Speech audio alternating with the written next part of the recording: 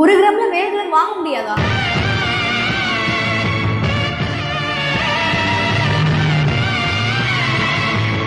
அப்பனே முருகா, இந்த பங்குனி உத்திரத்தன்னைக்கு விக்கிற விலைவாசியில உன் அருளால ஒரே 1 கிராம்லயாவது ஒரு $7 வாங்கி போடணும் எனக்கு.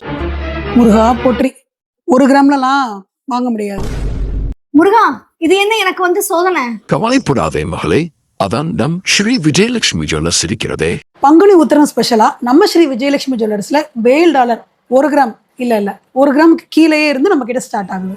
1000 கை உண்டென்றால் நீ ஒரு கை தரக்கூடாதா?